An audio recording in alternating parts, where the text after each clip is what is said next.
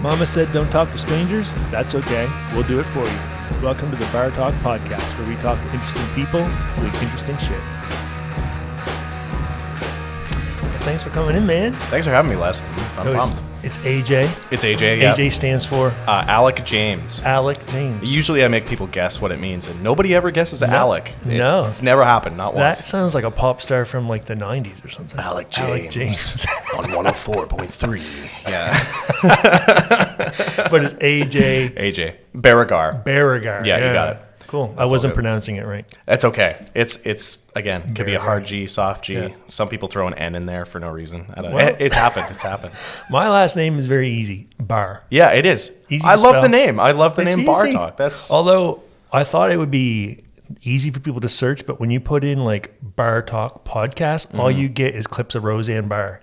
Oh, really? On YouTube. No way. Okay, so that's the goal. We have to pass Roseanne Barr. And Oh yeah. You're just gonna. I just have to eclipse her insanity. yeah, Oh my exactly. God. We're I gonna don't know, have to man. Hey, get maybe a it lot won't be more that hard. interesting. We do some weird. You have some weird thoughts. Yeah, start taking Yeah. pills and drinking at night and start tweeting. We could do without the pills. Yeah, I mean, we just tweet. I mean, Well, I'm not going to beat her insanity if I'm not taking pills, Ben. Now am I? yeah. Well, that's actually.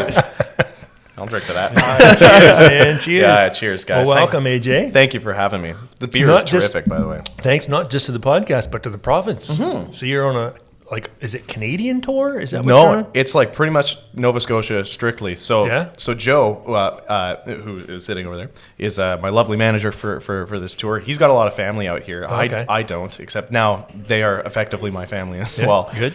Because we've been coming out here for the last 2 years or 3 years. This is our third year The here. Maritimes loves taking strays. You're They good. really do, Yeah, yeah, and I'm a tough one to have. So they're really nice people for having me. Oh, we'll see. We'll see how long this podcast lasts. Yeah, true. But no, so I've always I used to play Celtic maritime music all the time. Oh, okay. In a band out in Alberta called the Nova Scotiables, which was Nova Scotiables. hilarious. That's funny.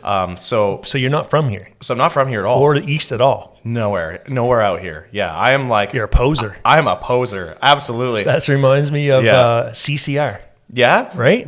Oh, because they're not. Because they were from Berkeley, California. Really? Cretan's Clearwater Revival, yeah. Yeah, But yeah. they sang all songs about the bayou.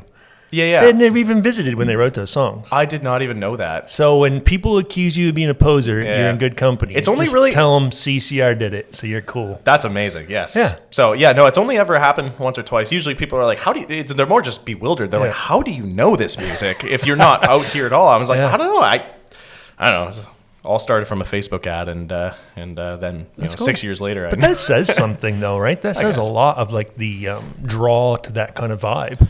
People love that shit. it's hard not to like. Yeah. Like how do you listen to like any, let's say, Great Big Sea or Stan Rogers and like not love it or it's hard to hate. You know what I mean? good Like, drinking music, It's too. great drinking music, and boy, have I had a few to that. Yeah. So yeah. Anyway, but it's just music I've always loved, and so it was kind of like Joe was like, "Well, hey, you should come with me.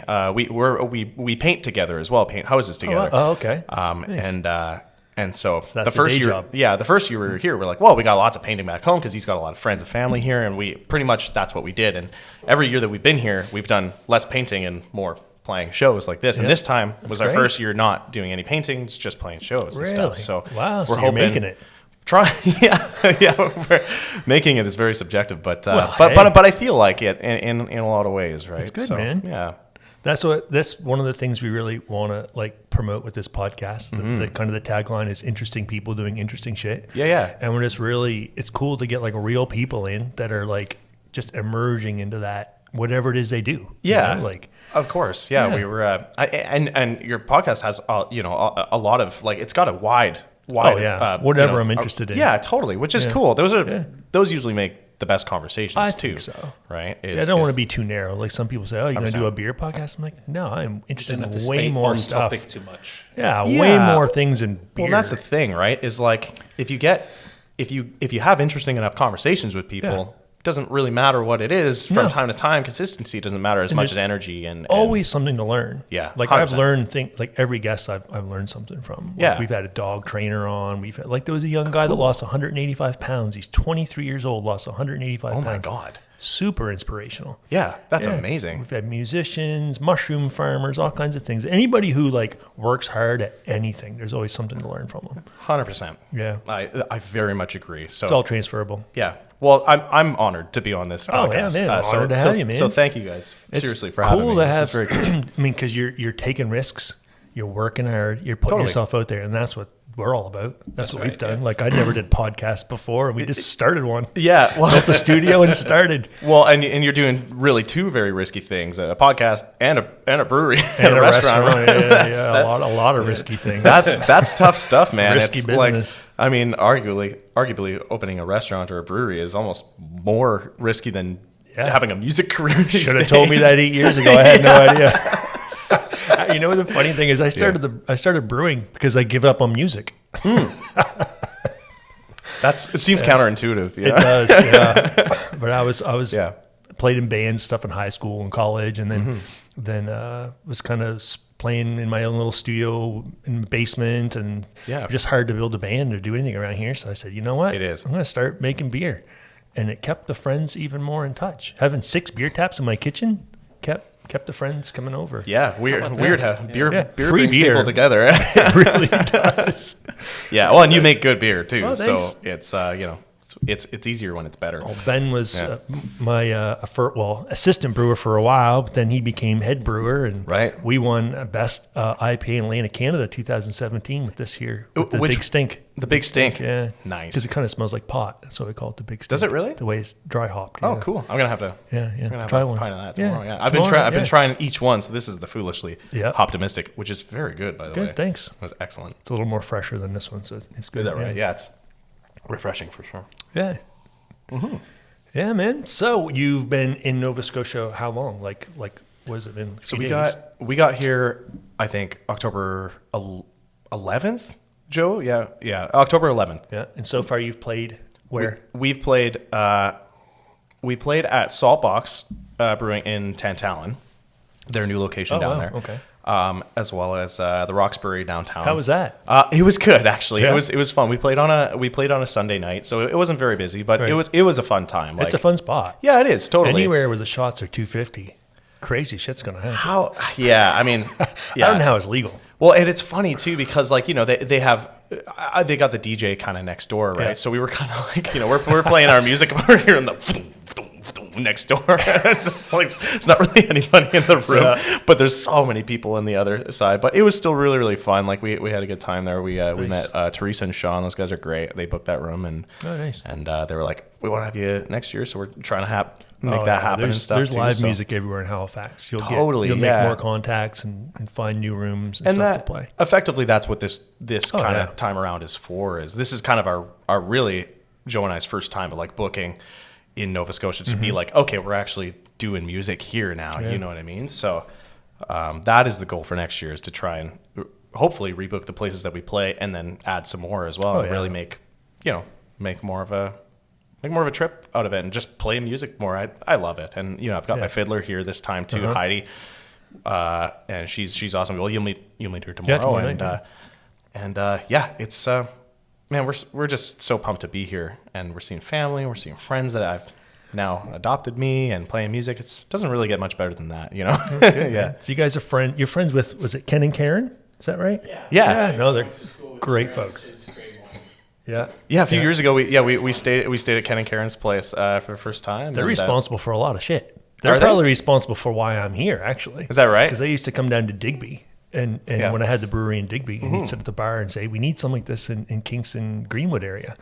So, yeah. And you did it. And I found the place on Kijiji, and here we are. Man, awesome. Well, yeah, they because they were saying they've been here a lot. Yeah. They like They're this place. instigators, these folks. They very much They are. really are. Yeah. Yeah. Good Yeah, people. they like to start stuff. Yeah. They like to start stuff, then step back and watch it all. They don't very actually chaotic. do the work. They just get us started, flowing the beer and making the music, and then they say that they've got it figured out. Really, They're like that. They're like that one person in your life that's like, I think this would be a good idea. yeah, Like Just Homer let in it the happen. hedge. Yeah, exactly. That's right. So tell me about your musical past. Like how Sure. long you've been doing like this, and where did it all begin? Yeah. That's So a what was it? loaded The question. What was the band you were in? That was the Nova Scotiables. Nova Scotia. So like it's a play on Nova Scotia and sociables, obviously. Yeah. And so every time we do a drink, we go 1, 2, 3, Nova Scotiables. Yeah. And in hindsight, love it was- that. Yeah, people did love it. And man, there's I think just as many East Coasters in Alberta than there are on the East Coast. So Yeah. like it was a very marketable product when we were there, and it was fun too. Like how do you not have fun and spending all this time and like this place, there's a place called Rosencrown in Banff that we would always play at, and Oh, I love this Banff. is like you'd start at 10 p.m. and go until 2 a.m. Oh, and yeah. that was the gig. And Well, there's man, a place there called the Dancing Sasquatch, right? In Banff. I don't think it's These- there not anymore. anymore? Oh, I don't okay. think so. Yeah, I think that closed a little while ago. But yeah, so really, effectively, the who I am now, playing the music that I'm doing now, it really did start with that band. I started with them. Yeah, I answered a Facebook ad. They were looking for a a rhythm guitarist and lead vocalist, and I was like, oh, that's the only Facebook ad I've ever seen that applies directly to me. I was like, oh, this is. Oh, but I was going to bed that night. I was like, oh yeah, I'll apply to it, and I'll check it tomorrow. I doubt I'm even going to hear back. One of those things, right? And sure enough, he contacted me back, Haji, one of the old members of the band, and sure enough, I was in this band. And then 6 years go by, and Wow. and we decided to end the band, and then we created this new project called Peach Panic with a lot of the same members, which is an original band. But Heidi and I specifically, but even Eric, who is our bassist, and Corey, they were all in the Nova Scotiables too. So every St. Patrick's Day, Kind of a rebrand. Yeah, it's definitely a rebrand, but we still love playing this music. So every once in a while, we pick a show like St. Patrick's Day. We still play at this place in Calgary called the Ship and Anchor every year, and we kind of missed playing it because we're like, oh, we love doing our own original stuff, but it's also harder to market that than it is playing covers and East Coast covers and stuff like that. So that kind of, all of that in kind of a very loose way has kind of led to this point here being like, well, I want to play music kind of in any form or another. And out here, it's the easiest way to get into it is by playing covers and by doing a lot of this, as I'm sure you know. So that's kind of the hope out here. So we're effectively Heidi and I mean, it's under my name, but effectively Heidi and I are kind of equals in this endeavor. And well, Heidi and I and Joe, who has been It takes a team, right? It's Yeah. a team. It's Yeah. a very much a team effort. Same with this, yeah. Exactly, right? And yeah, I mean, a brewery and a restaurant would know better than anybody that Yeah. it's not just one person doing this, it's everybody. One right? person stands out front, takes all the heat. Yeah. It takes all the heat and or credit, right? Yeah, you can't do that, though. But you can't do that You either. won't have anyone backing you up if you keep doing that. Yeah, totally. And a lot of ways it's very fun. I really enjoy playing music, but some of my That's the favorite, dream, right? Like what kid with a guitar in their hand doesn't dream of being a rock star?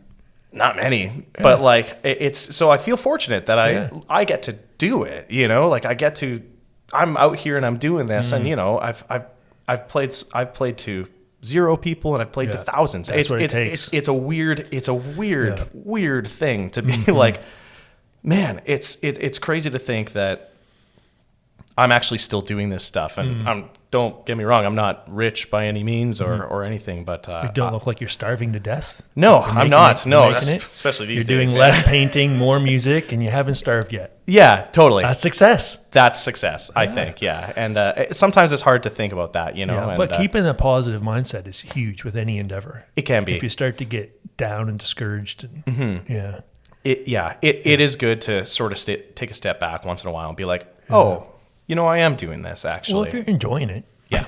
that's the big thing. And I do. And ultimately, I love playing music, but I love the people surrounding me when I do play music. You know what I mean? And it's like, that's who I'm doing this for. I'm doing it for myself too. Don't get me wrong. I'm very selfish, but I love music for that. It brings people together and people, I love playing music and somebody, if I play a show or whatever, and people say like, oh, like, thank you. They thank me. And I'm like, that's such a weird, why are you thanking me? Like, I should be thanking you for letting me do my thing in front of you. Sounds weird when I say it like that. But you know what I mean, right? Like I don't know. You could have an OnlyFans and make even more money. OnlyFans. So it's a real thing. I hope It should be. it should be a real thing. But people want entertainment. People really do want to be entertained. They want to have a little escape from their lives, you know? Like I tell my staff all the time, like we're in the restaurant and bar business, but it's kind of like a little mini vacation business. And people come in here to escape their, you know, all the stresses of life, like their Escape doing the dishes. Escape doing the dishes, maybe Exactly. you know, whatever it is. Some people have like serious things like cancer or whatever, you know, they can come out with their friends and Absolutely. or their loved one and escape from it from a little bit. And honestly, it's hard to remember that sometimes when you're in it, when, you know, if you have a really bad day here or whatever, or whatever, it's really, really stressful. And then sometimes you just kind of have that moment, you take a step back and you're like, I am actually very fortunate to be doing what I'm doing right now. And you're in a position where you're actually doing a service. You're doing a service for somebody that's really important to them. It really is. And that's such a cool thing to be a part of in somebody's life. And you don't think much of it. Like, you know, I'll do a show. I did a show one time a few years back, and it was many years back. It was a duo show. And there was one person at the bar. And this was a pretty normal thing for this bar back in Calgary. And we didn't think much of it. It was just like, it was a weekly gig. It was sort of a resident gig. And that guy, he came up to me after and he was like, "Thank you very much. I felt very bad today. And I was kind of thinking about not being here anymore." Wow. And this helped me. Like, and I don't know what happened to him after that or anything, but that was like sort of a moment where, and it kind of made me think. I was like, well, and I didn't really take that gig very seriously either, because there's one person at the bar, and it kind of made me realize, I'm like, you know, I got to give my all every single time I'm up there, right? And it doesn't matter who's there or it's all a community thing. You make a community of the people who are there, not the amount of people that are there, right? And so from that day forward, it was a bit of a wake up call, being like, you know, I don't know. As a musician who writes a lot of music, you could be really self-deprecating on yourself, and sometimes that makes really good music. Can't stay there. I gotta be an equal amount sad as I am happy, right? To keep the music going. Right, like we never want Adele to have a happy relationship. Yeah, That I mean, would ruin it. Oh man, especially Celtic music. A lot of it's very sad stuff. Just sounds really happy, right?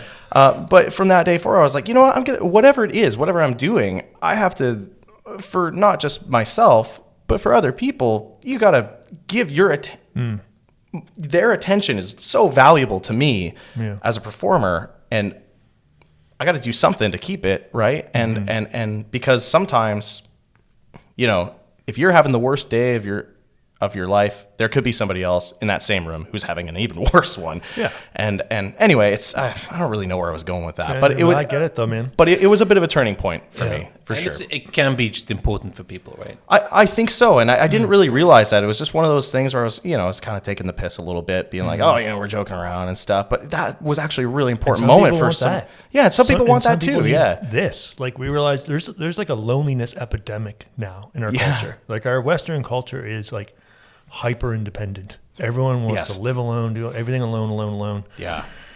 And, you know, social media, I think, is driving us more alone.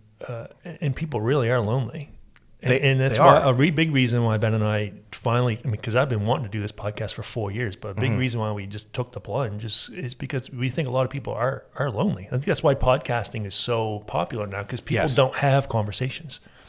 Not as much as they did. Not many people have the chance to sit down and talk to someone like yourself or whatever, right? So, and I think that this is an opportunity. Someone probably going to be listening to this mowing their lawn or driving or folding laundry. Totally. And maybe they don't have these opportunities. They're too busy, or maybe they don't have the confidence, whatever, to have these conversations. But they can listen in on it, and you know, it fills that void a little bit. Or playing to one guy in an audience, who's all alone. Yeah, exactly. Yeah. And that was actually something that during COVID taught me a lot, was because we did a lot of live streams and stuff during COVID. And it doesn't do it. But it was the only thing. It was the only thing people had for some things. And like there was one day where I had 10,000 people watching me. I couldn't believe it. I was like, Tiger King must have been done. Yeah, I know.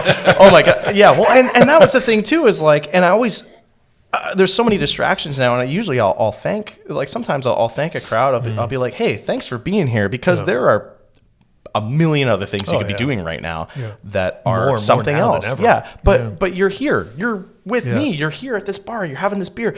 I'm really thankful for people coming out to see live music, because there really are a lot of other things you could do in a night. It's so easy to stay home. It's so easy to go see another live music venue. But some I think people are just lonely and looking for something to do. Yeah, and so I think you're right. I think human connection. Yeah. I think, especially after COVID, there's a bit of a loneliness epidemic, and for me, that's very good business, and for you, I guess too, right? Yeah. But people want to be together. Food, beverage, music. Conversations. People need that stuff. 100%. It's important. It's important stuff. It's human nature. It is. Yeah. Seems like we want to forget that sometimes. We want to forget about our human nature, but humans have been making beats and tunes forever. Thousands beating of drums. Yeah. Like there's something in us that longs for that. Yeah, which is so funny when you think about that. Is you think about bigger picture things like that, and then you think about a show where you're playing to one person, and all of a sudden that stuff matters to you. It's crazy. I don't know. But it's such a cool opportunity, man. It is a very cool opportunity. Yeah. It's a very cool industry that we're in, because there's a lot of crossover in music and being a restaurateur too, right? It's all risk and just doing the grind and putting in the work about and keeping caring about people happy, right? Yeah, That's the thing. doing for people. 100%. I remember the Bare Naked Ladies. I was a big Bare Naked Ladies fan. Oh yeah, of course, before they broke up. But of course, I remember them saying one time they were an overnight success that took 10 years to get there.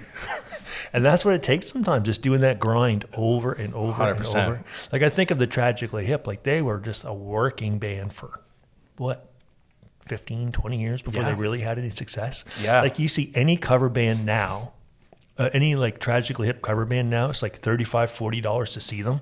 How long did the Hip perform before they were charging $35, $40 a ticket? Yeah.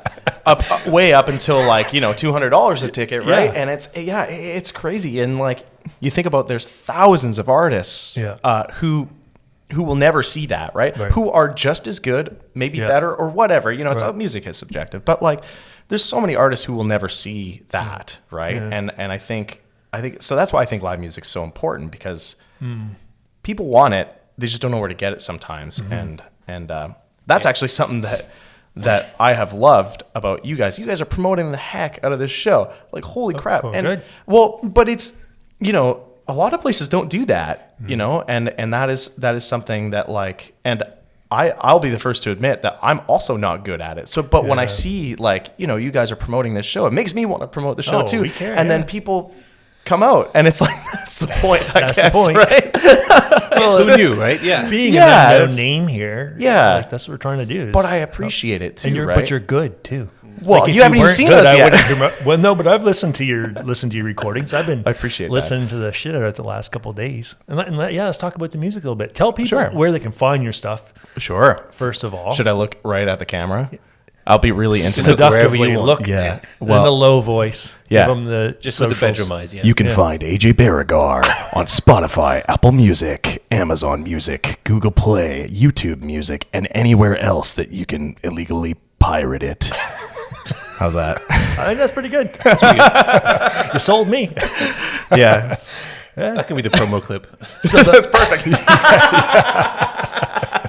So the latest single you just put out is called Accountability? Accountable, yeah. Accountable, yeah. So I love that. Well, good. And I think you're really grabbing that East. I'm going to get in trouble with this. You're really grabbing that East Coast culture with the sound, but also that I just want to be on EIEIEIO. You're fitting right in here already, buddy. What's more East Coast than that? Sociable. It wasn't the intention, I promise. I was more talking about Alberta, and like that was oh man, I remember I was writing that song in a day, and I was just fed up. I've been like a contractor pretty much for my entire adult life. I really haven't had a full-time job. I've taken gig work that has lasted through, whether it's painting, whether it's doing backline work, or whether it's doing work at concerts, or whether it's being a go-go boy for a gay club. Like there's a lot of things that. Well, we could have stories about that. Oh, my favorite thing about podcasting. You never know where it's going to go. Well, that's the thing, right? Yeah. Anyway, that was something I just kind of dropped in there. But all these things, I've done so many things for money. And again, I know how that sounds, but I swear, it's all legal. It's all legal. Well, as long as everyone was consenting, it's fine. I guess I didn't vet you that well, did I? Yeah. But I guess what I'm trying to say is that it's actually no. I have no idea. I lost my train of thought. That's the best kind of conversation sometimes. I didn't think so. You're talking about doing shameful thing for money or something like that? Yeah. Well, we could go into that if you want, but no. Oh, right. We were talking about Accountable. Yes. This song. I was so fed up with just like not being able to like have enough money to do what I do, which is like my ultimate thing is like, I would say the only thing really that I'm good at is playing music and writing music. And even that is subjective, you know what I mean? So there are people who think I'm not good at that, which is fair. That is their prerogative. Music any art form is a matter of taste. It's all taste. It's all subjective, and so like that is a whole other thing. But you know, not having enough money to, get by. And every single month, the 30th or the 31st comes around at the end of the month and you're freaking out about what you're going to do for rent and stuff. And it gets exhausting. And I remember it was just when I was writing that song, that was what was on my mind, being like, I cannot believe that there are people out there who don't have to worry about that. But also like that they're actively just like tossing money away. And it's like, man, there are so many people, not just me, so many people who can't do these things. And trust me, that I am not even at the bottom. There are so many people who don't even have a home, and it blows my mind that there are some people out there who just toss money around, have money for, well, sometimes 1 billion people. That is not. Anyway, it was just a whole thing about wealth distribution, and I got really mad one day. Big topic these days. It's a huge topic. It is, because some people in the world, who shall remain nameless, have so much money. Like, how you would never. Okay, dude. Okay, careful, because someone's going to play this back 5 years from now when Jeff you're rich Bezos, and famous. Right? When you're rich and famous and driving a Land Rover, they're going to play this back and they're going to say, AJ, what about mine? That is totally. And I welcome that, because careful what you say. Well, I'm trying to manifest that is what I'm doing, Les. Don't shit on the rich too much. You're not quite there just yet. Have a plan for when it happens. Yeah, exactly. Give to just a single charity, $20 a year. And honestly, even having a Land Rover, like people, it's not even those people I'm after. It's the people who have literally billions of dollars. And that is an insane amount of money. People who are rich, and like there are so many people who have that money who really actually worked so hard for it. And like becoming famous in music, it's kind of a luck thing, right? Yeah. In a lot of ways, it's like you invested at the right time, you did these things right. Oh, you had the right parents. Or you had the right parents. Born in the right hemisphere of the globe. It's exactly. So anyway, it wasn't even really a thing I was thinking about. It was just like one of those moments where I was just like, oh, I'm just really mad. And I recorded and wrote that song probably in an hour. Like it was very, very quick. It was just record the stuff yourself? Yes. In your home? So I have a home studio. Good. And that's so cool now, right? Thank you to my wife, Monica, who puts up with me. And it's a very small house we have. It's like 600 square feet. Joe's been in my house. It's quite small. You can see into every single room of the house, and from the front door. That's convenient. But it's very convenient, because especially when I call my dog, it doesn't take him all that long. There you go. Yeah, exactly. And if you want to pay for that house, you better keep them recordings coming. Exactly. Yeah. Well, luckily my wife makes more money than I do, so she's a bit of a sugar mama. That's where that song comes from. Oh, so you saw that one? Yeah, that is. He has a song called Sugar Mama. I was wondering. I was going to ask about that. Yeah. So that song, for some reason, is my wife's favorite song. Can't even think of why. Gives her a little credit. Gives her a lot of credit. No, she's lovely. And I remember when I wrote and recorded Accountable, it was one of those moments where I was like, this is going to sound bad, but like I wrote and recorded, and it was like a whirlwind, and it was all there. I hadn't mixed it yet, but it was all there, and I was like, oh, it was great. And I was just like, I felt like having a cigarette after, you know? I was like, oh yeah. It's just one of those songs because I write and record a lot of music, and a lot of it, Les, is so bad. It's so bad. Like, and so like this is one of the ones that like you do a thing, or I don't know if making beer maybe is like this as well. Sometimes it goes down the drain. But you make a beer and you're like, yeah, this is it. This is a good one. You know what I mean? And like that was the feeling that I had with this song. And I showed Joe actually, and he was like, well, we should do a bit of a video for this. And I think we were planning on doing like some Halifax planning for this. Yeah. And he's like, well, we should do like a live video of it. And I'm glad we did. Okay. And then I was like, okay, well, I'm gonna release it then. And but yeah, that song was kind of a big moment for me because it was one of those songs where like I said everything that I needed to say without being apologetic about it. You know what I mean? Like for better or for worse, maybe. But like that was. And what was the feeling? Like what were you capturing in that song? Like what was going through your mind?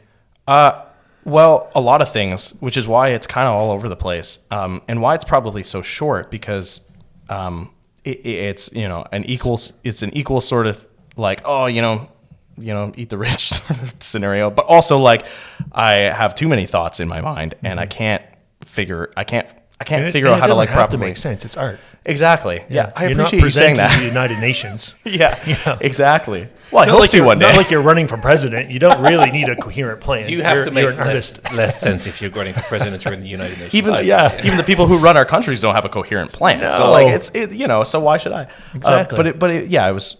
It was one of those. It was one of those things where like everything was going through my mind at that point. And like this was the result of that. It was just sort of like my brain vomit onto a page. And I was like, why'd you call it? Why the title? It's a little. Because the title, I'm just trying to worm into your brain here with the thought process because it's fun to do with artists, I guess. But like it's all the song, a lot about being lazy and unfocused and all this stuff. But then the title is like accountable. You want someone. Was there a line in the? Is it the chorus? I need someone to be accountable to because in a lot of ways, your wife, your sugar mama. Oh well, I'm very accountable to her. We have payment plans going. It's crazy. No, ultimately it comes down to like in order for me to be productive, my brain's in 1,000 different places at once. And Joe will be the first one to tell you I'm horrible at getting back to people. And that's why I deal with him, not you. Exactly, Les. But I do, as soon as I have someone literally to be accountable to, I'm better at it. But if it's something to do with my own thing, unless it's something I'm really, really excited about, I just won't do it. It's an ADHD thing or something. I don't know what they call that? What's that? Being an artist. Oh, I hate that. That's why you need guys like Joe. Well, this is why it all comes back to having a team. Need people like Ben. Exactly, right? Brock. You have people with the vision and you have people who do the work, which is Joe is both of those things. Yeah. So, but all I do is sing. but really though, the song ultimately came from that. It was, it's talking about all these other things, but also recognizing like, well, I need to be accountable to people too. And like, I'm also not perfect. None of us are perfect. And I think that was kind of the feel that I was going for. And, we have lofty goals about being on EI and all that. Lofty goals of being on EI. But I've never done it. I should probably do it. But it's a thing, right? Like like how many really, really talented people never went anywhere just because they didn't have the discipline and the structure to get there. I think a lot of really talented people never, their talent is never seen by the world. Well, and this is the thing, and I, truth be told, don't really have the discipline, which is why I surround myself with people who do. But that's humility, and that's a good thing. I guess so. Because not a lot of people have that talent and humility to understand what they're good at and what they're not good at, that self-awareness. I guess. It's just good business practice, too. I mean, like, if you want to keep playing rock star, you got to... Someone's going to pay the bills. Yeah, no, whatever level you get to, you can't do it yourself. It gets to a point where it's impossible to, right. And nobody does it alone. No, exactly. Yeah. So I think ultimately that the song was a culmination of a lot of things. It was one of the songs that was probably the most out there in terms of like concept of mine, but I still really enjoyed doing it because I was like, this kind of says everything that I want to, or at least in my brain it does, and. Because like we're in this system, right? We're in this capitalist system, love it or hate it, whatever. And I do believe in capitalism. I think our capitalist system is unbalanced right now, and it's going to need some retooling, some refiguring out. Because it's like like you say, the wealth distribution is way too out of balance. It's late stage, right? I do believe where they say, what's that saying? Capitalism is the worst, is terrible, but it's only better than all the other systems or something like that. I don't know. But yeah, I do believe in it, but I think it's gotten out of balance right now. It's like when you get a shopping cart and the wheels are like, that's what it feels like our economy and our world is doing right now. It's like the wheels could come off this shit any time.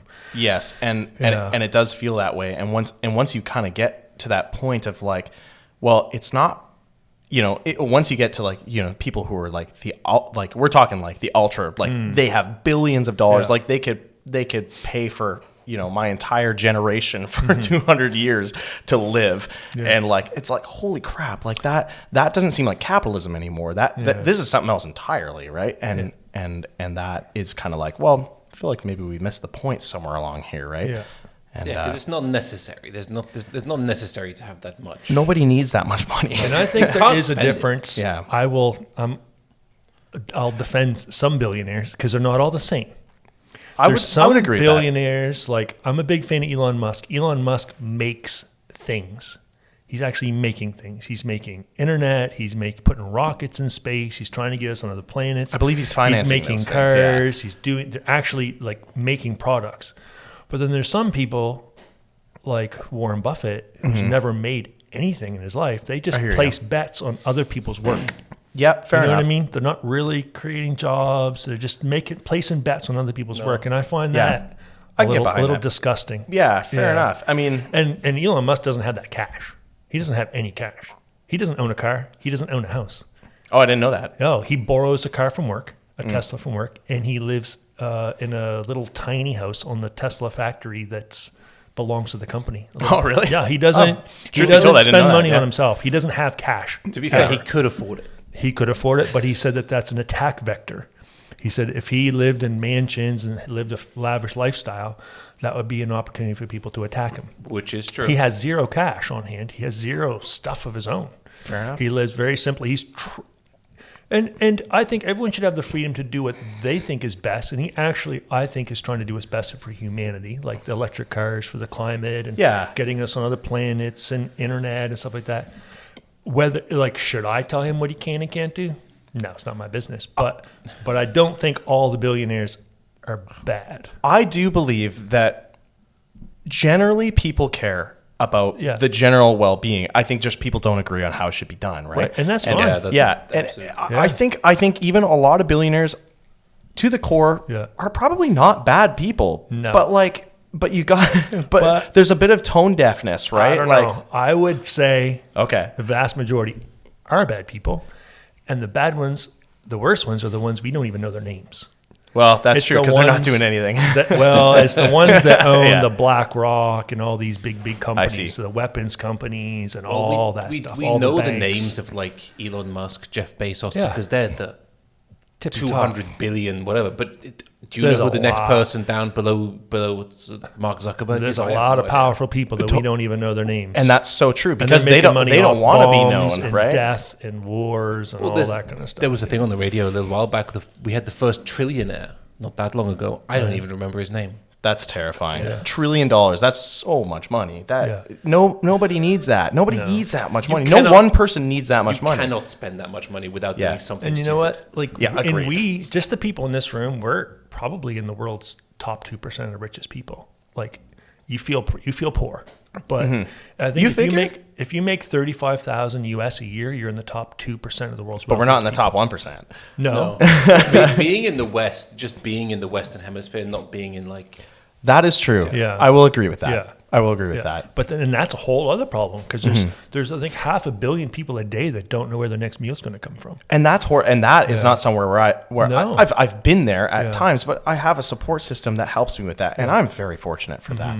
But there are people who do not have that, and that is horrible. I can't even imagine that.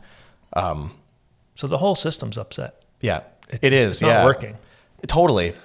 But there's no middle class. Really? No, there anymore. Isn't. Well, see these guys like the Warren Buffetts and all the Wall Street guys started placing bets on other businesses instead of actually making things. When the Western economy stopped manufacturing and started moving more towards Wall Street and placing bets, they started moving all the jobs to other places. Yeah. So then it evaporated the middle class. There's no manufacturing jobs anymore. I think we're trying to get that back now because we realize that's a bit of a security problem, having all your microchips come from Taiwan, all your insulin and all your stuff coming from somewhere else. During COVID, we saw that's a vulnerability. Well, we noticed that even with like paint, for example, as a thing. Like paint was hard to get, right?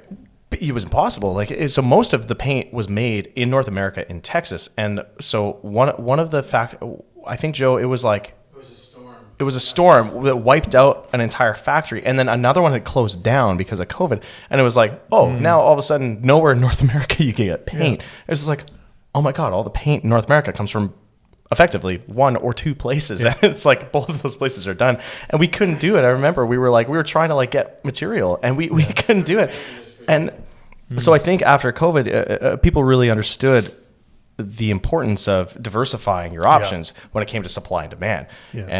And I don't know, maybe a lot of industries didn't really, I mean, the Russia and war in Ukraine, like the war in Ukraine also was another one of those. I mean, as kind of like a wild example, like guitar, like amplifier tubes was one of those things. It was like, all those tubes are made in Russia. They're all on missiles right now. And now there's... They're repurposing that shit for missiles.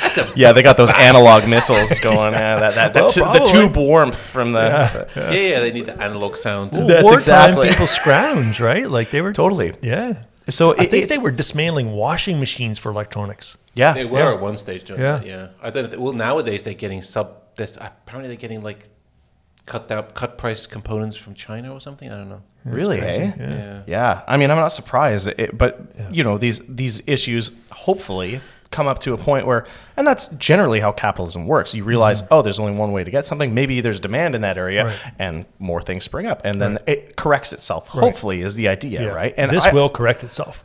I hope this whole economy, this mismatch, this misbalance, it will correct itself. My only worry is how bloody and disturbing it will be to get back to equal. Yeah, and how long and who will suffer the consequences, right? Is the real question, right? Yeah. Because there is no question. We can't keep going like this. It just won't happen. It's unsustainable. At the very worst, a civil war would happen. But I don't even think we're there yet. But well, let's see how this election goes in a couple of weeks. I don't That'll think be it's going to go well either way. There's going to be someone pissed off either way, and it could get violent or disturbing. It's a scary world out there. It is a scary world. Yeah, and it's very scary. Real fun to sing about it. Unstable. But hey, we're in a good place. Indeed, selling music and beer because people need that shit. It's so true. I mean, I have conversations like this, and I feel lucky. I feel so lucky that I have people like Joe in my corner. I have people like Joe's family who they take me in when I'm out here. I have my own family back home. I have my wife. All these people. I feel so lucky, and a lot of people don't have that. Yeah. And that's very important. And sometimes it's hard to remember when you're in the middle of, say, like a really stressful week or really stressful day or whatever. But ultimately, I'm so thankful for all that. So what do you do? That's something we talk a lot on this podcast. Any successful person or someone who's really, a high functioning successful person. Yeah. You can't just be sloppy about your physical, mental health. You can't. No. You can't be successful and not put in the work to keep your mind and body I see where this is going. Yeah. So what do you do? What do you do to keep the wheels on? I like to be an active person. It's a good question because I probably don't do as much as I should. Obviously, none of us do. But how old are you? Sorry, I'm 30. 30. Yeah, still young. Baby. Yeah, I'm just a wee baby. So a lot of these things. I would say actually in the last year or so, things have started to come up, being like, I've started to gain some weight. I've started to feel not so good and stuff like. Drinking alcohol was a thing that I was. Well, you're working in bars. Working in bars, doing Celtic maritime music, and and in a lot of ways. And your bar doesn't strike me as one of these, but ultimately, a lot of live music, especially when you're doing covers and stuff, is to sell beer, is to sell alcohol, and that's why they hire or at least give guarantees to a lot of these bands, right? So it was very easy to fall into that. Yeah. And I developed kind of a problem with that for a long time. Luckily, got it under control, which is good. With, again, my support system. And again, I feel very fortunate for it. Maturing is a big part of that too. 100%, yeah. 20-years in that environment are going to make good choices? Yeah, certainly not me. Yeah. Well, it's common. Yeah, but anyway. Your prefrontal cortex isn't even working yet. Well, yeah, it's not even at... Yeah, I know. Yeah, people say like, "Oh, you're at your peak at 18 years old." I'm like, at peak of what? Yeah, peak of what? Like maybe like physical condition to handle the hangovers, but like not to actually make proper life decisions. Into your own. The next 10, 20 years is going to be where the gravy. I'm so excited for my 30s. I really am. This is the first time in my life where I've actually felt like I'm excited to go into this next new decade, right? And so I guess I like to have jobs that are physically demanding. I worked like events, like concerts and stuff all through the summer, and that could be physically demanding as well. And because I like to work, I do. I really enjoy. I think it's healthy for us. Yeah, it is. I like to do physical labor. We didn't evolve at a desk. Totally. We evolved in the wilderness, fighting for our survival. Well, yeah. I mean, ultimately, we kind of did, right? Yeah. And so I really enjoy doing physical work, and so this summer was a really good. It was a really good thing for me to kind of get my body going. I'm like, I'm like actually, if I go up this hill or if I go up this flight of stairs, I'm not huffing and puffing, right? Yeah. It's so I like to surround myself with having jobs that give me that, and going for hikes and stuff like that. Like my wife and I, Monica, we're both pretty outdoorsy people. Good. Unfortunately, we just didn't get a chance to do it as much. She was working really hard this summer, and so was I, and so we didn't really get a chance to do that as much. But we're both we try to be active people. Yeah, it's good to make that a priority, especially as a couple. So. I think it's good. Yeah, exactly. And in terms of mental health, I probably don't do as much as I should, but in a way, writing music is kind of therapy for me. Well, yeah. Right? I read this book last summer called Dopamine, the Molecule of More. It's all about dopamine and how how important that is to us. And some people chase like unhealthy dopamine, like a shot of cocaine. 100%. And then there's other ends of the spectrum where like a really great healthy source of dopamine is being creative. Yes, absolutely. Just keep some happy juices flowing. You know what I mean? Like what's more satisfying than creating something that wasn't there before? Man, when I'm in my office or my studio, I guess, and I make something that I'm really proud of, there's nothing like that high. And I'm I'm dead sober, right? Like it's that feeling is really addictive. Well, and I think that's how we that's how we evolved, because where would society be if we didn't have that? I agree. The first caveman that realized that this round rock rolled and made a wheel or whatever, you know what I mean? He's like, whoa, look at this. Yeah. And it's all these little innovations in the music 100%. And the art and all the great things that humans do. It's pretty cool that everyone along the way has had this little shot of dopamine. So, look at this idea, and it all builds. Cool. It all builds, Yeah, and you get dopamine from other people experiencing that dopamine effect, right? Yeah. Like healthy, good things. And this is why when you see somebody who really enjoys what they're doing, it makes you happy too, right? Yeah. And which is why I hope to. This is what I hope to do when I play music every time I perform. Is to, because I mean, like, and Heidi would back me up on this if she were here too, that like we have fun together. It doesn't matter if anybody's in the room or not. If it's just her and I, we have a blast playing together. It's the same with the rest of my band. This is why I have the people I do in my life that I play music with, because we have so much fun together. And then other people see that and they're like, oh, it looks like you have fun together. They get a little piece of that. Yeah, exactly. Yeah. And it's like, we do it for ourselves ultimately more than other people, but we love including other people in that, right? So the dopamine rush is real. That's why I still do this. Oh yeah. It's good. It's good. And that's why we do this. Because I do this kind of stuff all the time. I love interesting people. Yes. So if I'm going to sit down and turn off the phone and get out a beer and talk with an interesting person, why not share it with the people? I'm so honored. It doesn't matter if it makes money, or I don't care how many people listen, whatever. Like, I'm enjoying this. I'm getting something out of it. I am too. And then if other people do, great. Yeah. Right. Well, and that's the thing, right? And I think that's what authenticity is. Yeah. Like, we can all tell like what artists or people are authentic and what people are doing it just for the numbers or the dollars. 100%. Yeah. Yeah. Would they do it for free? That's the question. Well, that is the question. And we, in a lot of ways, kind of are doing this trip for free. Yeah. I mean, like, we want to do it for real eventually, but like I I do love what I do, and it's clear that you love what you do too. I do, yeah. Which is why these conversations can happen, right? Yeah. And those are good people to surround yourself with. 100%. People who just love what they're doing. Man, and taking those risks, so and taking important. those chances. And I agree. Yeah. You know, Joe Rogan did his podcast for free for 5 years. He didn't make a penny for 5 years. Yeah. Yeah. Wow. Yeah. And how many musicians have done for free or, break even for many, many years? Well, yeah. I mean, we don't really tour for, any musician who's ever toured and they're on their first tour, they make money. It pretty much doesn't exist. No. Like, you know what I mean? Like you pretty much always lose money, or at least if you're hopeful, you break even, right? But you're building something. But you're building something, right? And it's and that's what it's about, right? Is you're building something. It's the same way that you're starting a business, right? Like it takes money to make money. Anything. The only thing with music is that I don't have overhead costs. Yeah, but time, like to say, time is money. Sure, you put in your time. That matters. Yeah, fair enough. Are you familiar with the Red Clay Strays? That's like one of my favorite bands. Like no, I'm not. They call themselves non-denominational rock. It's like Southern rock. So kind of math rock, but on the edge of country. I don't listen to country, but these guys are kind of on the edge of country. Fair enough. I listened to a podcast of them recently, and they they talked about just doing that grind for 15 years. Like going on a tour bus and the engine blows or the transmission, they have to change it themselves on the side of the road, sleeping in the bus, they're just going through that grind, and then one day they're just huge. Yeah. They're filling stadiums. They're That's selling awesome. out tours. Yeah, it just happens.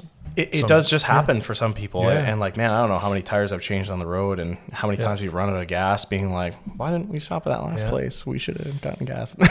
You hear that from I'm still not over that. Comedians, a lot of people. And then sometimes when they do make it, sometimes they miss those days. 100%. Like, it was the most fun. Yeah. When that struggle, that, when you're hungry and you're going for stuff. Yeah. It's important to keep that going, right? Like ultimately, if you're not striving to be better, it's hard to get better, right? But at the same time, it's like you should be making improvements as well, if you can. Every time you do something, you learn from it, right? Or at least making a good story. Or at least, and this is the thing. I worked with a guy at my job this year, working concert events and stuff like that, and he's like, he would be the first to say like, "Oh my God, I had the worst weekend." But I got some stories for you. That's right. And it's like, and I'm like, that's what I'm here for. I'm here for the stories, and not that I don't want to repeat a story. You know what I mean? But like having those stories, it's character development, right? Yeah. So what kind of stories do you have? Like what kind of crazy shit's happened on your tours and stuff? What's a standout? The first thing that comes to mind is I think I mentioned earlier, played in actually a lot of the stories that I have come from the Rose and Crown in Banff, where we used to play a lot, and I straight up Sparta kicked a guy. Yeah, because so the like stage, a drop kick. Well, kind of like right to the chest, and because he was getting in my face, and like the stage was about there was no hole behind high. Him, right? No, there was there was one chain that held together. So there was like railings over here, but on the middle of the stage was like a chain that kind of connected to the two railings. And sure enough, this guy was kind of getting a little rowdy, and it wasn't even like a mean thing. It wasn't even like I was just like, you kind of just need to get out of here. Close. And like I just Sparta kicked him. He fell over there, and he kind of looked at me. He's like, I just kept going. I'm like, was he one of ours? I don't know. Was he from the East? Maybe, yeah. But it was one of those things where I was just like, it wasn't even meant to be mean. It was just like one of those like, get out of here sort of thing. And like, cause you got a drink and you're spilling it all over my pedal board here and I need you gone sort of thing. It wasn't even meant to be like screw you sort of thing. The Jim Croce Greatest Hits album, there's a part where he says, talking about playing in the bars and he's telling us everyone's, I don't mind people saying stuff. Everyone's got to say something, but just don't be touching me. Well, that's a thing. Yeah, that's a thing. Drunk people grabbing your guitar or getting on the stage or whatever. Totally. Right? It's just like, don't touch my stuff. You wouldn't go up to somebody's car and start trying to get in and everything, right? Like, don't touch my stuff. Don't touch me. But drunk people don't understand the boundaries. Totally. But like usually when you tell somebody if they're drunk, you can be like, please don't do that. And they're like, oh, okay, whatever. Unless you're trying to impress somebody. Yeah, I guess. But like, anyway, so usually it's been okay. But there have been a few times where it's been like, oh no, am I gonna have to get in a fight and then lose tonight? Like, well, usually you're probably going into it more sober than they are, so that's a little. Sometimes not. No, well, that was the thing, and that so kind of comes full circle. Is the issues with alcohol is like it's like some shows I played last, I was as drunk or maybe more drunk than the audience, and like good. It's not good. It's not, and I don't like to do that. I haven't done that in years, which is nice because you don't have any control. There's no control, and not that I'm a control freak, but like, man, I'm like playing these songs. The part that was crazy was like I tallied up everything. I wrote one night on my wrist how many drinks I would have, and I stopped counting at like 12. Wow. And some of them, that's not healthy. It's not healthy. I sell this stuff for a living. That's not healthy. It's not healthy stuff. Yeah. And so I realized after that day, because I could still play a show with that. So that means you haven't done it. That's not the first time you've done that. No. Yeah. It had happened a lot. Yeah. And that was the time when I realized, I was like, this is not good. If you want longevity and success, you can't do that every night. No. I remember listening to podcasts of Kid Rock, and Kid Rock is known as a partier. But they never drank the night of a show. No. Or even the night before a show. And it was business. Yeah. So this is business. And I've worked a lot of shows too, working concerts and stuff like that. The band, they drink a lot. Some of them do. I won't name names, but you can't do that forever. No, it's not sustainable. And I mean, look at the Rolling Stones. They were just clean living the whole of their lives, right? I'm kidding. I don't know how they're still going. I don't know either. But they are clean living now. They have to be. I didn't have a drink until I was 32. I didn't have a drink of alcohol at all. Wow. Just hold on to that there. Yeah, until I was 32. So my liver's like barely used. Wow. And now I'm making up for lost time. I own a bar and a brewing company. So. I was going to say, yeah. Well, that's wow. Holy. So I was older than you before I even started. Wow, that's nuts. But good for you. I mean, I already had 2 kids, so I was past that binge drinking time. So I've never really liked being like really drunk or anything. That's fair. You're not missing much. No. The stories I've heard. Yeah. No, And you probably wouldn't remember it anyway. Exactly. Maybe I did drink. I just don't remember it. No, I'm pretty sure I didn't. That's the thing is like, anytime I binge drink, the morning after is always awful. It's horrible. Yeah. Even You're just borrowing energy from the next day. Yeah, exactly. And more like, eating energy from the next day. Yeah. And then you got to remember all the things you did and who you got to apologize to. If you can. Where you can't show your face again. It's happened. Actually, well, that's actually kind of a funny story. So last year when I was here, I went out drinking with a buddy of mine. And I ended up at the Roxbury downtown. Oh, yeah, nice. And I started sleeping at the bar, and I got kicked out of there. I played there this year. Did you remind them of that? Well, don't draw attention to it. Yeah, I did. I told the promoter right before we started, and she seemed a little concerned. I was like, I don't think I'm banned. I went willingly. I was just sleeping at the bar, and they were like, you got to get out of here. And I was like, you're right. And so I just left. So it wasn't anything bad, but it was one of those moments where I was like, I don't really want to. I mean, it makes for a fine story, I guess, but it's like also, I don't know. I've had way better stories when I'm sober than I did when I was drunk. So yeah. That's another. So there was 2 songs that really stood out to me. Mm-hmm.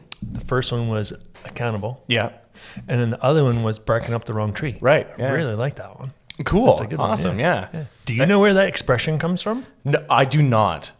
I think I know, but what did you find, Ben? It is an idiom dating back to the 1800s to do with hunting using dogs that would literally bark up the wrong tree. Oh.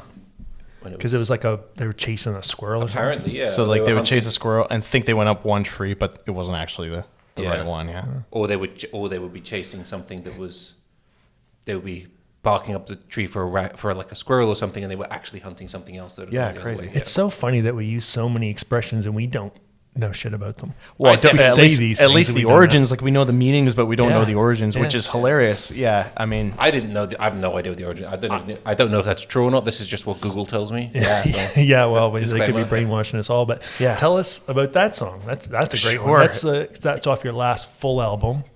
Mm-hmm. And if you go on Apple Music, that's the one with the star on it, right? What does that mean? Yeah. Do you pick, as an artist, do you pick the star, or is that just like the most played songs from your album? Usually, So on Spotify anyway, they have like an artist's pick, which I can choose, but usually whatever comes up next generally is like what's been played the most. So my two most played songs are Accountable's number one, and then Barking Up the Wrong Tree is the second one. So that's probably Accountable just came out like this summer. It came out in July 12th. Yeah. And then the last full album was 2022. 2022. Yeah. Cool. So, and I've got kind of another album ready to go at any given point. Yeah, really? I do a lot of music. Again, not a lot of it's good. So that's what you should do. Which is being a musician and all. Yeah, I know, right? Yeah, it's crazy. But yeah, no, Barking Up the Wrong Tree was one of those songs that I wrote and recorded 3 times. That one that you heard that's actually on Spotify is the third time I've ever recorded that song because I just couldn't get it right. I just kept doing it. It's the same song effectively that it started as, but as I kept getting better at like doing recording myself and stuff like that, I was like, okay, finally I've gotten to the point where like I actually like it. And so, which is why it's still a little bug there. And that song, to be completely honest, have no idea really where those lyrics came from. I wrote it probably 9 years ago at this point now. It was. So you wrote it 9 years ago? 9 years ago. And it just came out 2 years ago. Yes. Wow, yeah. That's something to take note of, folks. Yeah. It really is, because so many people we have on here, they have a dream that sometimes takes years to get to. It does. They have an idea. They have something. Like the Big Stink, the name Big Stink is like 15 years old. I wanted to call a band that. And I didn't have a chance to name a band name, though. It would have been. Yeah. But then it became a beer because I dry hopped it with hops that smell like pot. So I'm like, oh, there's my chance to use that name. Wow. Or like Jeremy Outhouse from Tide and Timber Band. He was our first guest, episode 1. I saw them. They've played here a few times. Yeah, right? yeah. And he, I think it was like 14 years. Him and his brother said, we're going to do it. They did it for 14 years. Wow. But now they're doing it. And I think a lot of people get beat up on themselves for having a dream or having a goal. And it gets put on the back burner. You know, things 100%. Happen, relationships end, COVID, economy, kids things happen, whatever happens, things right? happen. Yeah, totally. But sometimes it's good to just reach in that back seat and grab that shit and give it a shake and get to it. Sometimes, yeah. And this was one of those songs. So it's your number 2 song. It is. And it sat around for 9 years. It did. That's awesome. Yeah, it sat around for about 7 years before I actually really properly did anything with it. And to be honest, that full-length album, it was just like one of those things that I just did during COVID that ended up, you know, kind of, it was fine. I'm very proud of that album. I worked a lot. Yeah, I worked really hard on it, but it was sort of one of those things where I'm like, you know, I've always been part of other bands and stuff, and my solo stuff has really never taken a priority, to be honest. It's just something I've always done for... well, in my eyes, kind of like a self-therapy sort of thing. I'm like, oh, I could do this instead of going to therapy, which is not true. Go to therapy. It's very important. But creating is a good part of that therapy. But it is a good part processing. of it. I mean, it's just like journaling, right? 100%. Yeah. And I have a theory that people's first albums are usually the most honest and vulnerable because they write those in their bedrooms when they don't really think the world's listening.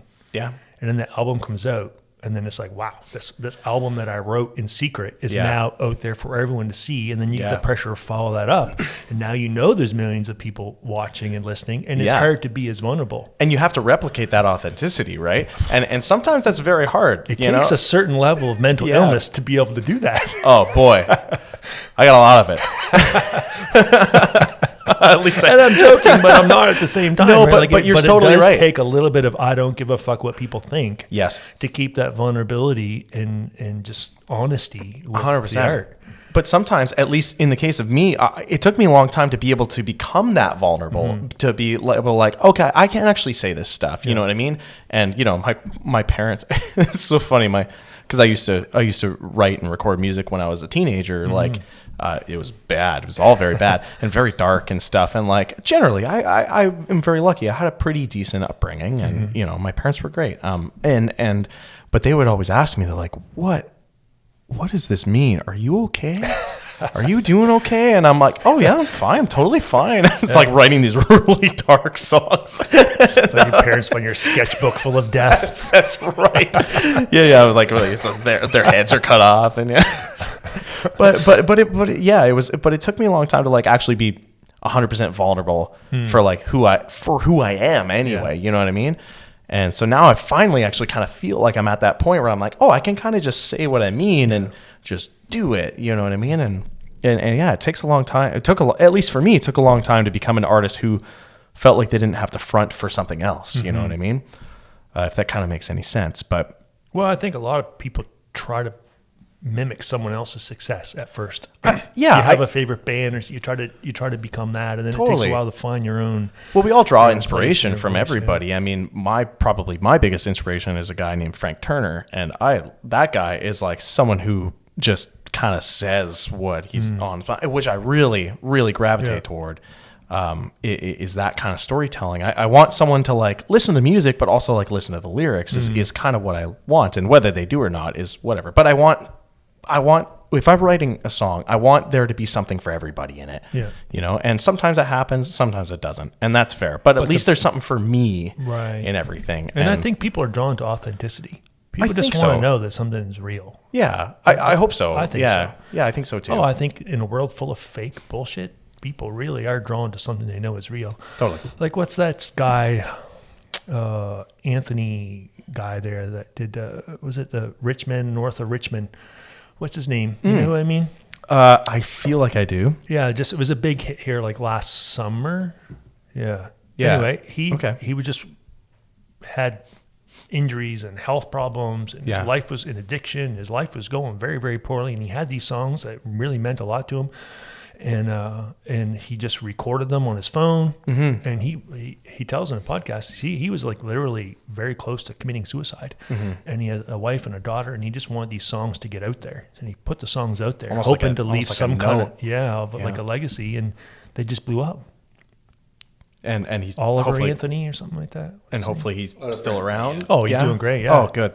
It was Oliver Anthony. Oliver Anthony. Yeah. Richmond, north of Richmond, is a really one of those bigger hits. But he's doing amazing now. Yeah. I know it's kind of a cliche thing to say, but like music and art, it cures. You know what I mean? Like, or it has the power to, right? And somebody like that kind of just sounds like, and I don't know much about him, but sounds like he just needed to get whatever was on his chest out there, you know? And sometimes that's a real thing. I mean, again, I joke about my music being therapy, but it kind of is in some ways. Really like, comedy too. There's some dark things, and comedy too. Yeah. I know a few comedians back home too, and you know, like listening to them do their thing, and it's even more hard hitting because it's very just conversational when they're talking with a microphone. It's like, oh my God, I can't believe you just said that. But it's like, I'm glad you did, because it seems like you're trying to confront this. Yeah. And so much as everyone's trying to look better and stronger and more successful or better looking or whatever, you know, the Instagrams and all this stuff. Everyone's trying to puff themselves up. And when someone can come along like an artist, like a musician or a comedian or a writer or a poet, and just say like, I'm not okay. Yeah. And it's okay. Yeah. And they're vulnerable, and they put that out there, and other people can relate to that. Like, those are connections. Those are important things. Yeah. I think. Yeah. For someone to just be brave enough to be vulnerable and show that there's heartaches, there's mistakes, there's all these things. Even the people who are successful, who are way above, are like also not doing so good, and they have their own brand of, not feeling good. It's relatable. Right? Yeah. It is relatable. And, mental illness, I should say, is relatable. Unfortunately, but like it is. Loneliness, again, anxiety, all these things. Comes with the human condition, right? Yeah. That's all part of it. So I've noticed there's a lot of your songs that really touch on that. Very vulnerable. And that's a beautiful thing. I think people relate to that. Well, I hope so. Yeah. And it's not like I'm, my songs aren't. Nothing's revolutionary about anything I do, but I want it to be relatable. I want people to. I want people to, listen to a song of mine and be like, oh yeah, I've been there. You know what I mean? Like, and it's like, oh, I hope anyway that people are like, well, I've been there, and I'm glad somebody else has been there, you know? So that's ultimately the goal, I think. Yeah. I mean, first and foremost, again, I said I'm selfish. I do it for myself. Ultimately, it's an outlet for me. That's great though. If you do what you do and people enjoy it, that's awesome. That's what I think too. It's great. Yeah. And I wish everybody could have a job like that, Yeah. That they do what they love to do, and it brings value to other people's lives, Yeah. And the people in my life, the people I've chosen to surround myself with, well, and my family as well, have been like, you should share this stuff. You should do this. And it was hard to do because it's so vulnerable, right? Yeah. And it's been very cool. Like, I mean, I showed Joe songs and he's like, you should put this out right now, sort of thing. And it's happened a few times, right? Like, and I'm like, oh, I don't know. It's pretty rough, blah, blah, blah. But ultimately, I'm so happy I did, because it's like other people are like, oh my God, this lyric, I resonate so much with that. And I'm like, really? Cool. I mean, like, that's awesome. That's so cool. So I, again, feel very fortunate for that I have people in my life who do that for me. And, you got to have support. Yeah. Support is everything if you're an artist, because it can consume you quickly. It's you're confronting these things head on sometimes, right? And you're basically, it's sometimes writing a song could be like equivalent to like going to a session of therapy. You're like, okay, here's the problem, here it is, head on. Now I'm going to sing about it, now I'm going to be in that, to perform it, to feel it 100% completely, put it down in a way that's tangible. And it can be difficult sometimes. And then sing it every night. And then sing it every night. The singing it every night isn't so bad. It's for me anyway, it's in the creating of it. When I'm alone in my office and I'm doing when I'm like putting a song onto, on tape, on the laptop. How old are you? Yeah, exactly. It's like I've literally never done that. But I am that old. Yeah. Well, in the 90s. I didn't mean to offend. My band, the Fudge Ducks, we had an old reel-to-reel. Fudge Ducks. The Fudge Ducks. We had an old reel-to-reel recorder. The teachers, there was no school music program, so a bunch of my hippie teachers allowed us to have the keys to the sick room. Nice. And we had the Sick Room Stomp was one of our very first songs. What a great song reel-to-reel recordings in the old sick room. Yeah. If you have a recording of that, I would so very love to hear it. I'm sure Dick has a recording of that still somewhere. Please do, because I would love to hear that. That would be amazing. Yeah. But yeah, all of that emotional trauma I confront when I'm writing the song, and then as soon as that's done and it's out there, there are a few songs. I've written a song about a friend of mine who had passed a few years back, and that song's very important to me. I play that with my other band, Peach Panic, and that song still, when I'm playing it live, it very much is there. It's very present. Because I still feel very strongly about him and that. But most songs are very much like, okay, I've written it, it's there, I've dealt with the trauma because I had my therapy session in my office, singing it into a mic and playing a guitar and playing drums or whatever. So like it's by the time I get to the stage, it's all that trauma's kind of been dumped through. It's now just passing it on to you guys. Now I'm trying to make you guys feel it. You're smart though. It's kind of the reverse of therapy, because usually you got to pay the therapist. Exactly, but now people are paying me. You.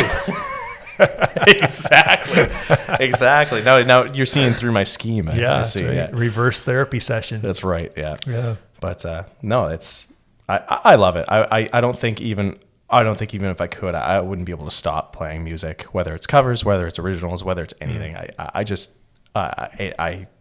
It's breathing, it's, I haven't done it in a long, long time, but there is no feeling like being on the stage with a few hundred people, there really isn't.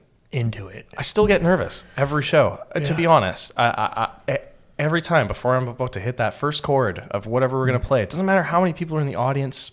Doesn't matter. I still get nervous. I've done thousands of shows. It's crazy, but like, I still get nervous, and I love that. I love that I still get nervous, because I think the moment that I start to not get nervous is when the quality will drop. Yeah, well, because you care. You take it serious. Yeah. But there really is something so like dynamic and different about that East Coast sound. Like I was in a band in college, the Great Beyond, and we had like fiddle player. It was kind of like an acoustic East Coast rock kind of thing. And we went to a music festival in Colorado, and they had never heard anything like that. Their minds were blown. Yeah, they were They were just like, "What the hell is this?" They were all like, especially back in the 30s, whenever it was. Yeah. It was the 90s. Hello, shots Benjamin. Fired, Bitch. British colonizer. But joking aside, in the 90s, they hadn't people's heard horizons that, hadn't expanded that far. I mean, I think it was East Coast Music Awards 1999 or year 2000. We sat next to the Great Big Sea one year when they won. Oh my God, every really? fucking award. Like I wanted to trip them after a while. You've been up there 8 times, you greedy sons of bitches. Give us one. And Spread the wealth a bit. Yeah, Gordy Sampson was just emerging at the time. Oh yeah, there was a lot of really good East Coast music at that time. It's so funny because the 90s kind of were a hotbed for like East Coast music in Canadian a lot of ways. Music. Yeah, Canadian music, especially in general, Canadian women. Like you had like that's so true. Actually, Alanis Morissette. You had Sarah McLachlan. You had Celine Dion, and you had Shania Twain. Like the ladies ruled. Oh, they kind of did. Even now, you got The Weeknd, Justin Bieber, Drake. You got some big ones. I mean, it's not just the music I listen to, but some of the biggest musicians have been Canadian for quite a while. Yeah, it's more than people realize, I think. More than people realize. Yeah, which is cool. It's like, you know, what Canada is like 1/10 of the population of the States, right? And we still are like, we're kind of rivaling them in like, you know, the talent that we put out, right? Yeah. Per person is better. But when you're frozen 100%. Half the year, what else are you going to do? Well, hiding in your igloo, you got to make music. That's so true. Yeah. Drink. My igloo is giant back home. You should see it, really. But it's a big part of our culture. It is. Storytelling, music, all that kind of stuff. And it's very, there's you know, I mean, like the same way that there's Americana, there's Canadiana too. I mean, like, man, we were listening to Bare Naked Ladies. We went to Cape Breton a few days ago. I'd never seen it. Gorgeous up there. Oh, it's amazing. This time of year is the best time to go. That's what I was saying. So that's why we wanted to go. And you know, Cape Breton has a music culture all of its own. And that was huge. What we were saying too. I mean, we play a lot of Rankins and stuff too. You know, we play a few Barry McNeil's tunes and stuff like that. And we were listening to Bare Naked Ladies on the way up, and we're like, man, like there's nothing really more Canadian than listening to the Bare Naked Ladies, really, or like Tragically Hip, or you know, some of these bands that like actually really never 100% made it out of Canada, but are huge in Canada. Oh, beloved. And like, man, such intense fandom, right? Of these bands. I think the next one we're going to see like that is the Arkells. Do you know the Arkells? Yeah, oh yeah. The Arkells are like that working Canadian band that probably no one in America's ever heard of, but everyone in Canada is loving them. Well, and I think they'll have another 20 years just to build on that. My bassist is from Hamilton, and he was like, I used to mix them back in the day. Yeah, and he's like, they're good guys. They're good dudes. And they seem super sweet guys. Yeah, and like, man, they're authentic. Yeah, and I work with a lot of bands, working concerts and stuff like that, and it's really interesting seeing the bands that are like that are really good people, and then other bands who are just total assholes. And it's like, man, the people who are total assholes, I'm like, man, how did you make it this far? Like and they're probably not going to get much further. Well, Nobody likes that. A lot of them don't, you know, and that's the thing. But you know, I've heard nothing but good things from the Arkells. Like those guys, and they're also amazing. Like to be honest, they're not really my kind of music, but I can respect them. Oh, they're great. They really are. Like, you know, and they put on a good show. Yeah, totally, they do. Yeah, and absolutely. They work hard. And they work hard. They're working. Those guys work hard. Yeah. So I can respect that. Yeah, like the Hip worked hard. They do. Yeah. Well, they did. Yeah. Rest in peace, Gord. Yeah, no kidding, hey? Man, what a loss. That's unfortunate. Mm-hmm. But, you know, there's so much good Canadian music. And even in Calgary, sometimes I'm like, oh, you know, there's not a lot of, you know, there's not as much live music happening here, but there's still so many amazing artists that are like my friends that I'm like, it's so hard because I want to be in competition with them, but I'm also like rooting for them at the same time. Like we're all... Oh, there's enough for everybody. Yeah, exactly. Yeah. And there is. There is. And that's the thing. So like, you know, I have friends who are like, I'm like, you know, my first instinct is like, oh, you got that thing. And I'm like, and then the second instinct is like, but honestly, awesome. That's so good. You don't want to be that guy that wishes bad on other people. Never. Like, I am not like that. When I know like another restaurant's going into business, a brewing company's going into business, there's no part of me that rejoices in that. Because I know how hard it is and what you got to pour in to get there and to lose it, like that's devastating. I will admit, when I was younger, it was a thing that it was a bit more of a competition thing, but there's no room for competition anymore. Yeah. We're all doing the same thing to the same end. Yeah, build each other up, support each other. When somebody that I know, if my friends or even friends of the band or whatever, if they make it, that's a victory. You want to be their friend. Yeah, well, that too. Yeah. But like you also don't want it's to like be their enemy. No, absolutely not. No. But to another end, it's like, oh my God, you deserve this. Yeah. Good job. Like that is learn from it. Yeah. And you learn from it. And then all of a sudden they're above you and you're like, well, now it's a competition thing, but in a better way. Cause you're like, I want to be where you are. So I'm going to look at what you're doing. There's healthy competition. I mean, that's what humans do. It's the difference between building each other up and putting each other down. Yeah. Exactly. Yeah. And because these same people who are above me are also like, you get up to where we are, we can do this together. And it's such a cool thing. It's like, man, that is what music is all about. 24 years ago when I considered tripping Great Big Sea, I was a younger man. I was a less mature man, okay? You should have, because then maybe you would have made the news or, something like that, right? Probably would have been in jail. Alan Doyle tripped. Oops. At the ECMAs. Over my size 13 shoe. That's right. Oh, wow. Yeah. So what's after tomorrow night? Tomorrow night, Roof Hound, this podcast will not be out in time for that, but people will still. That's okay. We after tomorrow night, you guys are like our last public show here. Okay. So we have another. We're doing like a little kitchen party thing with Joe's family on Sunday night, which is going to be a lot of fun. Actually, I'm really stoked for that. So that's kind of the last thing here. And when we get back to Calgary, when I get back to Calgary, I'm touring with another band as just a guitar player. Her name is Natalie Inga. She's great. She's a lovely human. Love her. So I'm really stoked for that. But it doesn't really end until like March. Currently. So that next tour. No, so her tour is only that weekend. We're just doing like a quick Alberta tour with her, but then it's kind of my other band, Peach Panic. We're touring with another band. So many bands. We're touring with another band called Jade Elephant. Those guys are great too. Rock trio. And we're going to be doing that in November, a bunch of dates in November, which is great. And then I'm kind of doing my own thing separate from that in Alberta mostly. But we are hoping to come back this time next year. Yeah. We'll have you back. Yeah. Yeah. Well, hopefully we'll have the new room ready. Well, yeah, it'd be great. Yeah. Well, don't worry. We have plenty of time to disappoint you tomorrow night. Yeah, I might just forget I said. We'll edit that part if they suck. Yeah, exactly. Make sure you edit. You may make sure you edit the podcast after if tomorrow night. If he runs out of room on his arm to write down all the free drinks, that's right. We'll just edit that out. Oh my God, yeah, that was one of the best experiments I ever did. Was like, I should figure out how many drinks I did, and then realized I wouldn't be so. You don't want to know. I didn't want to know, and I'm glad I knew. Ultimately, that was a That's thing, growing up, though, man. You're 30 years old. Yeah. There's talent and time, and then there's discipline and focus and maturity. And if you're going to get to be excellent at anything, it takes discipline. It does. And maturity. Yeah. Yeah, it does. And sometimes it takes other people telling you, like, hey, you got to change some things. Yeah. And they say that out of love, because no one's going to have that uncomfortable conversation with you unless they care.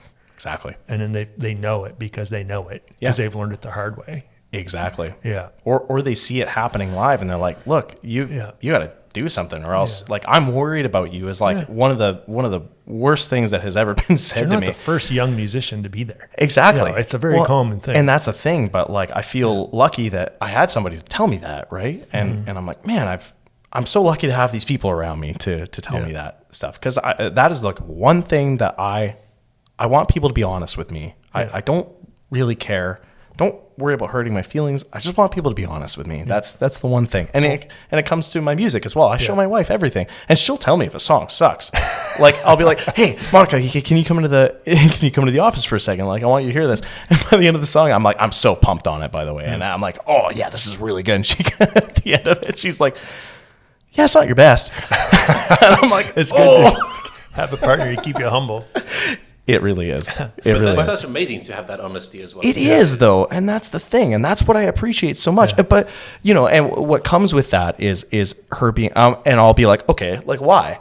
And she'll be like, well, I think this, like I think the verse, I think this verse happens too early. I think the bridge, you could do something more, like maybe add something like this. And I'm like, that's such a great idea. Why weren't you in here? So what you're telling me is she wrote the song Sugar Mama. She helped me a lot with that. She did. Well, she financed it. She minds well. Yeah, well, exactly. She pays for everything.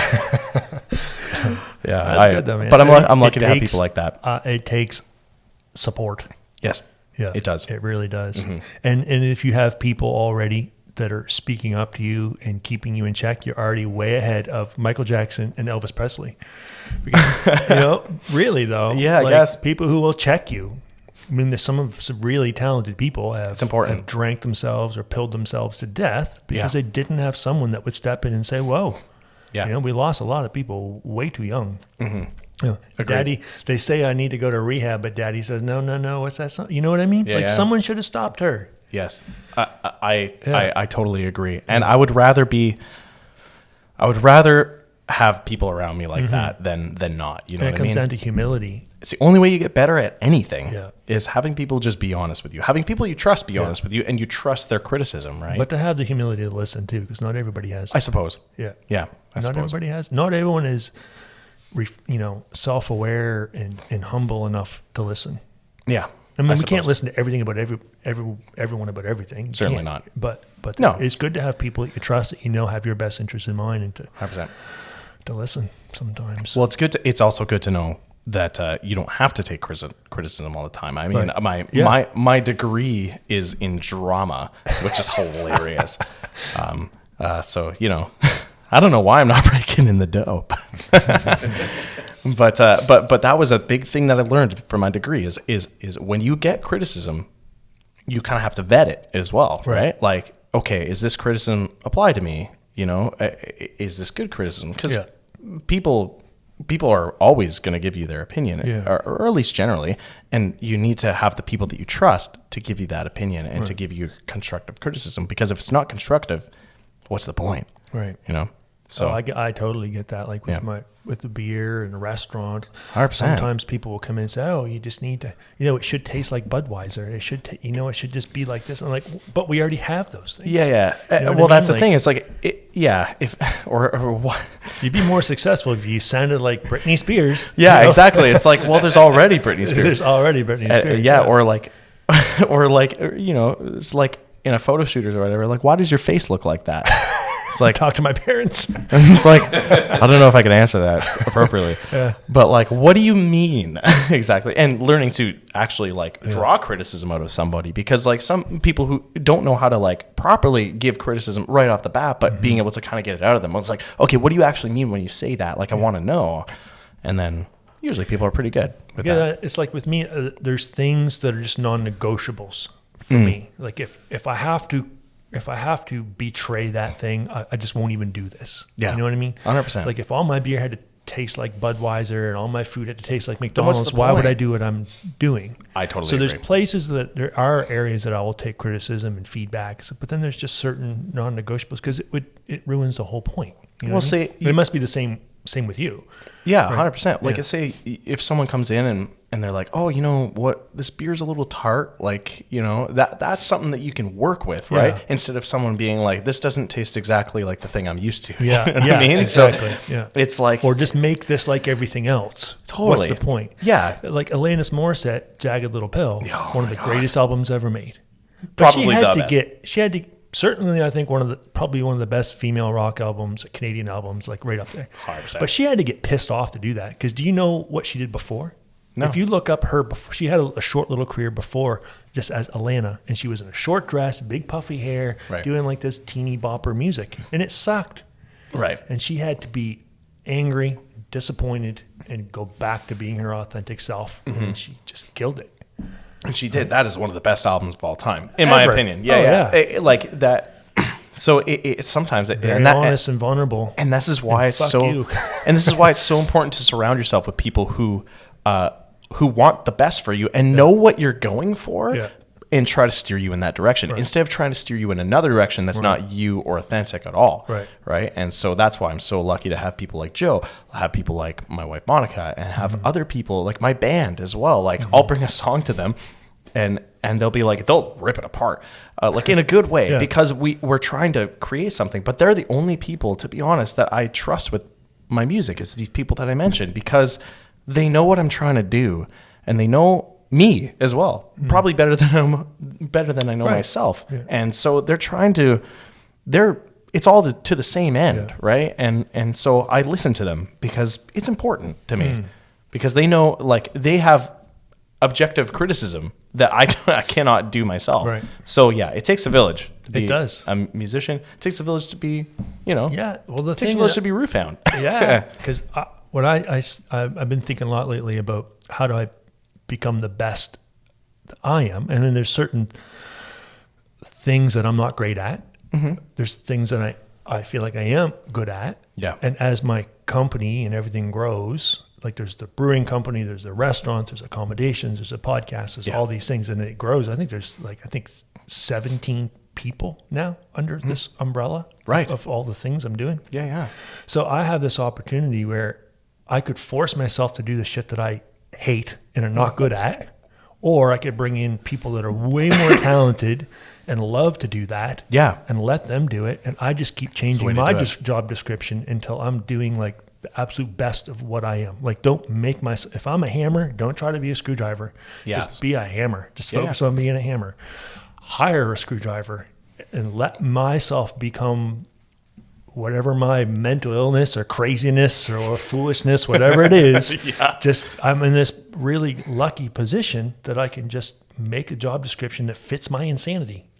And find sane people like Ben or other people around me to help all together get where we want to go together. But a good business does to know my limitations, and not kid myself to think I'm good at stuff that I'm not. A good business will do that anyway. You'll hire somebody for a certain position. You'll hire the right person optimally for that position, right? It's the same thing with you if you're the owner, right? Like this is how an effective group, business, whatever works, right? Is that you have people who are good and want to do this thing, right? A company that is really, really amazing, loves what they do, whatever position they are. And that's is so important. That's the dream. Exactly. And that's the same thing with a band. It's the exact same thing. It's cool. There's a lot of weird parallels with that. Well, it's anything like that, right? Yeah, absolutely. I mean, it takes one person to have the crazy idea to start the journey. Correct. Yeah. And because I was doing that alone for many years, cooking and brewing in my laundry room, and just had this crazy idea, and then someone comes along and these people come along for a while, and then they leave the company and someone else comes in and it's blossoming, this building. And I come into these properties and I see these things and it's like this thing came out of my imagination. Yeah. It all came from you. And then there's, all these people, their families are being sustained. It's a wild feeling sometimes. It's pretty cool. Imagine, but it is But cool. I feel just as stupid as I did from the beginning. I'm still making mistakes. I'm still fucking things up. I'm still figuring things out. But if you truly were as stupid as you thought you were, people wouldn't be following you. Well, yeah, but you got to be willing to fall on your face sometimes too. That's true. You have to. Like, there's been failures. I have a bit of humility as well, and just know that, okay, well, 100%. Because fucking up is part of it. Yeah. You have to fuck up, right? Like I took one step forward and one step back. Just before COVID, we had 2 restaurants. Yeah. And then COVID kind of killed one. It was in a tourist town, but then manage some things, sell this, purchase that. And, coming out of COVID, we're in good shape. And there was like, 2 falls ago, I had 3 big batches of beer in a row. I had to dump down the drain because they didn't turn out. They came out smoky, and I could not figure it out. And $75,000 worth of beer had to go down the floor drain at the brewery. And it all turned out because it was a $39 check valve made of plastic that broke in a water heater. Oh, no. My own demand water heater. But so $39 piece of plastic ruined $75,000 worth of beer. Wow. But it happens. It happens. Yeah. These mistakes happen. And having some... Well, I saw Elon Musk watch his rockets blow up. I don't feel so bad. Well, there's a lot more money tied up in that stuff. Yeah. But like, that's the thing is like, you don't learn from your successes, right? You learn from your failures. You got to take it. And failures are integral to creating anything. Yeah. Like you have to learn what works and what doesn't. And then have the courage to show up again. Exactly. Not just pack it in. Yeah. Right? It takes a lot of courage to fail and come back. Absolutely. Yeah. Absolutely. Yeah. It's integral, because if you don't, then someone else will take your place, you know, like ultimately, or they won't. And that's even worse. Yeah. You know? So that's the thing, is like something like that happened, but you're still here. You're still making beer and you're better than ever. So risk takers. Yeah. My first beer review, like the day I opened, it was like August 3rd, 2016. My first beer review, it said worse than bad homebrew. Whoa! Are you serious? Yeah. 9 months later, we won the gold medal for the best IPA in Atlantic Canada. That's pretty amazing. I had to take that kick in the ass and get back to work. You know, and he wasn't wrong. He was true. It was a terrible beer. That first beer, it was horrible. Yeah, I never tried that one. Yeah, you're lucky. I mean, the people drank it the whole batch in 2 days. It sold fast, thank God. It was gone. Yeah. But sometimes you have to take some losses and get back to work and I think that's what separates people, right? Yeah. It's just to have that resilience to get back up there. Like when sometimes maybe you've been booed, you've had hostile audiences, comedians have bombed, brewers have had batches go down the drain, rockets blow up, you know, things happen. Things go bad. Robert Downey Jr., you know, go to jail. Shit happens. Shit happens. And but do you have the confidence to get back up and try again? Yeah. That's hang in there. Ultimately the most important thing is like resilience. Because if you don't, you then it's kind of the end, you know what I mean? Yeah. And it sucks sometimes. And some people don't want to even deal with that, right? Like sometimes the embarrassment or whatever it is a little too much to come back from. And I don't blame them either. Like it sucks. As long as they don't spend the rest of their lives regretting it. Well, that's the thing, right? I always say you haven't failed until you've quit. Yeah. Because you really don't know. And if you never quit, you never fail. Yeah. Which is kind of what I'm trying to do, is never fail. You're young. You can sleep on couches for a while, I can't wait to make more mistakes. It's going to be great. Yeah. That's awesome. Yeah. Well, man, we've been, I don't know, hour and a half. Close. Yeah. Is that right? Yeah. Yeah. Sweet. Almost an hour and 45. 45, yeah. Nice. Oh, that's a good. Well, once we edited that pee break, but yeah. But just one more time, tell people where they can find all your stuff and what's coming up next. Yeah, you bet. Should I do the voice again? Well, yes. Prepare yourselves, folks. Here comes the voice. All right. My name is AJ Baragar. You can find me on Spotify under AJ Baragar. You can find me on Apple Music under AJ Baragar. You can also find me on YouTube Music, Google Play. You can find me on Amazon Music under AJ Baragar. So sorry. And that's after 2 drinks, so we're 3, I think. 3. Awesome. It's not enough to get me going. Well, thank you so much, man. This was really fun. Thank you, Les. I appreciate it. Looking forward to seeing what comes next. Yeah, absolutely. Man. Yeah, thank you so much. You're on Instagram and stuff like that too, right? Yeah, people can follow the adventures. Yeah, Instagram. It's under my name at AJ Baragar, Baragar. Awesome. If you want to know, and look me up and see what kind of trouble I get into. That's right. Thanks. Awesome. Thanks, guys. Thank you. Bye. Thank you for listening. Please like and subscribe, or if you'd like to support us, please visit Refound Brewing Company at 573 Main Street, Kingston, or buy our product wherever it's available, including our Foolishly Optimistic IPA at your local NSS. Thank you.